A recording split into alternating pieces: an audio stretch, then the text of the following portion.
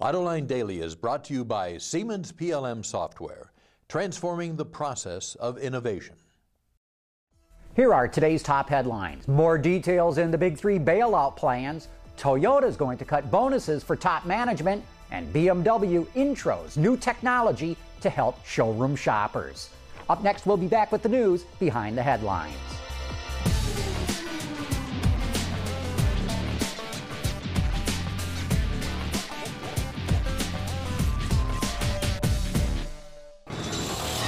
This is Autoline Daily for Tuesday, December 2nd, 2008, and now the news. The Big Three's plans to present to Congress for a bridge loan are becoming clearer. Ford is considering selling Volvo, GM selling Saab, and maybe consolidating some other brands, says the Wall Street Journal. Our media partner, WWJ News Radio 950, reports the UAW is calling all national leaders to its headquarters in Detroit to consider opening up the labor contract and giving more concessions, specifically eliminating the jobs bank. Ford says it will pull plans forward to introduce an electric van by 2011 and a plug-in hybrid by 2012. The Journal says Ford CEO Alan Mulally will drive to Washington in an Escape hybrid. GM CEO Rick Wagner will drive a Chevy Malibu hybrid.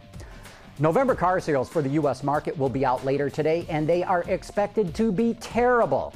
That could complicate the Big Three's efforts to get a bridge loan.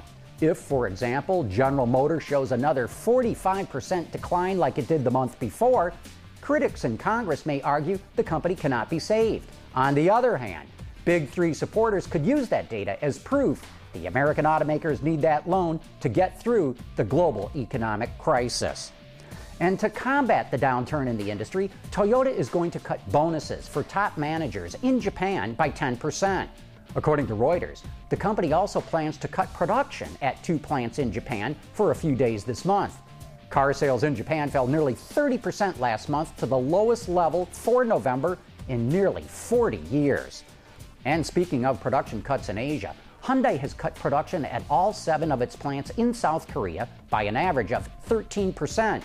According to wardsauto.com, this will reduce output by about 20,000 vehicles monthly. Hyundai's global sales in November slipped nearly 2%, and sales in Korea sank 35%. The big problems facing the auto industry have finally reached Brazil. New car sales in that South American country have been red hot, but they dropped 20% last month. According to Wards, high interest rates and low consumer confidence are to blame for the downturn. Just like the rest of the world, industry analysts are very pessimistic about 2009. Okay, enough of all that doom and gloom.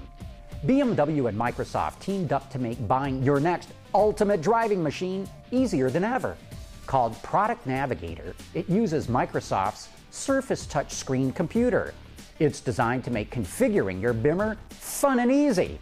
Buyers use the interactive multimedia touchscreen to change vehicle specifications like color, wheels, and more.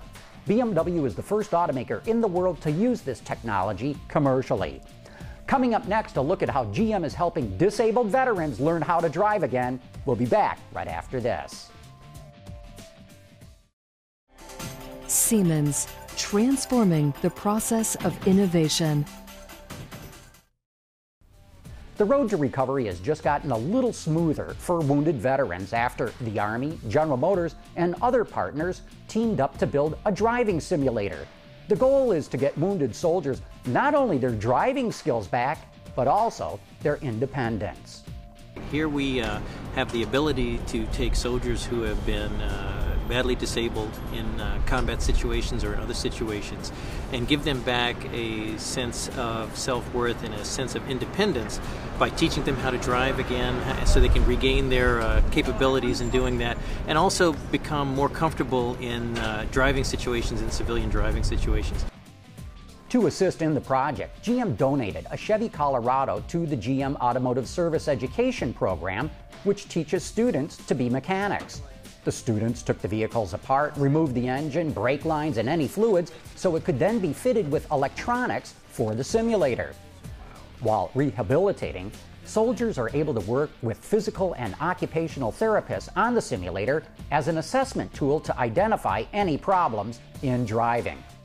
The whole system altogether seems really It seems fun. It seems like an enjoyable way to practice without actually putting people's lives at risk, because I know I would at least knock down a couple telephone poles already. Soldiers are able to use the simulator to practice getting in and out of a vehicle, driving with adaptive controls, or relearning how to drive in normal, everyday situations. GM has already donated another vehicle for a simulator and 2 other facilities, with tentative plans for 6 more next year. Hey, don't forget, if you sign up for our free email newsletter, you're automatically entered for a chance to win an awesome prize. This week, we're giving away a limited edition 1/18th scale model of a new 2010 Ford Mustang. This die-cast replica is one of only 4,000 made to celebrate the unveiling of the redesigned pony car at this year's LA Auto Show. Remember, all you have to do to enter for your chance to win is sign up for our free email newsletter. Just visit our website, AutolineDaily.com, and sign up now. I'll be announcing the winner this Friday on Autoline Daily, so don't delay. Anyway, that's it for today's top news in the global automotive industry. Thanks for watching. We'll see you tomorrow.